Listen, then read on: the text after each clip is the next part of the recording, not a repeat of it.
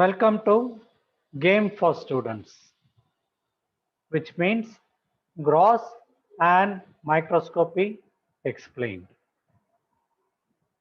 In this session, I shall be restricting myself to the slide of metaplasia alone. And as the name itself explains, it is gross on microscopy. Though this can be asked as a theory question elsewhere, I shall be restricting myself to the slide because this is one of the common undergraduate slides kept at multiple centers. And this is the importance of it. We shall lead and see it at a later session for theory. In this one, I am finding a couple of pictures. One is a stratified squamous epithelium in which I am finding multiple layers of polygonal cells resting on a basement membrane, and this dark cell is the basal layer. Below that, there is a loose connective tissue. In another picture, I am finding tall columnar cells. Look at the clear cytoplasm. And all the dark structures here are the nuclei just above the basement membrane, which is usually not visible. There is also a dense stroma that is seen. Normally in the ovary and cervix, we will be finding this kind of a stroma. Stroma means connective tissue. This is a schematic picture which you people can just draw, but not in your records. Both the columnar and the squamous epithelia are depicted in these line diagrams. This is a normal histology of the endocervix. In the cervix, you have got two parts. One is the endocervix, another is an ectocervix. The endocervix is lined by these tall columnar cells, clear cytoplasm, basal nuclei. And it is also undulating or thrown into folds. And this is the connective tissue. The dark red areas are the blood vessels. This is a junction of the endocervix and the ectocervix.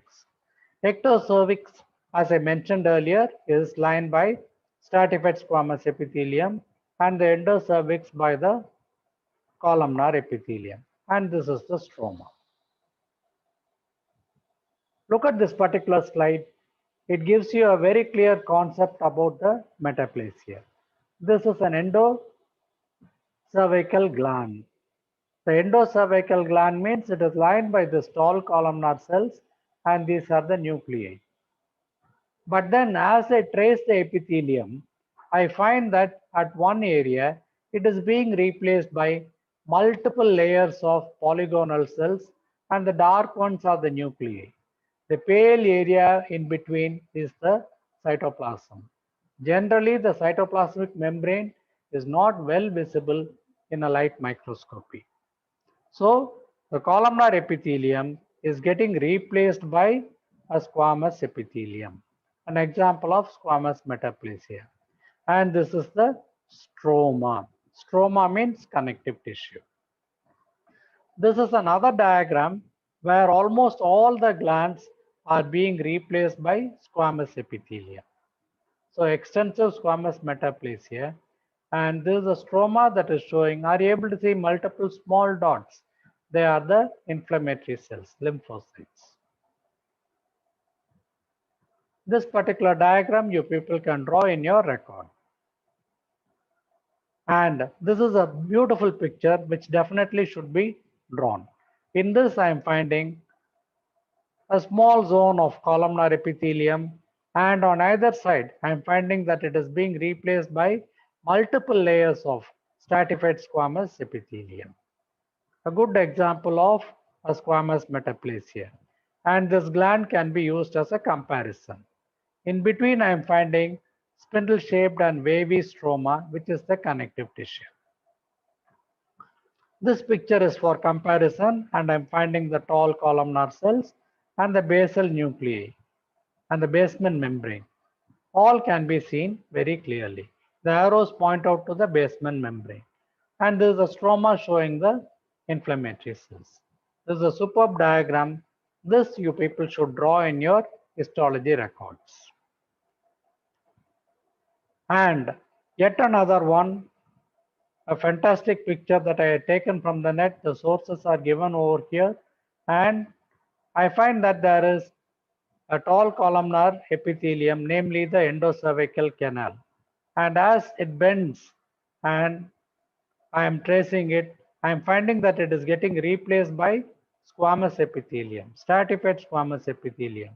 This is the endocervical canal. Glandular epithelium getting replaced by the squamous epithelium, which is called squamous metaplasia. And this is the reference which I had mentioned here also.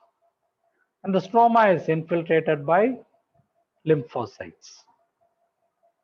For students who cannot understand it very clearly, you find that there is an epithelium.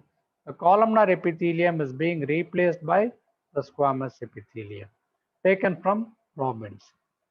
A nice line diagram which you people should remember. This squamous epithelium and the metaplasia can occur elsewhere, such as the bronchus. And there are other types of metaplasia which we shall see in the theory class. But this is for the microscopy. I hope that you people have registered and selected your pictures. See you in game 13.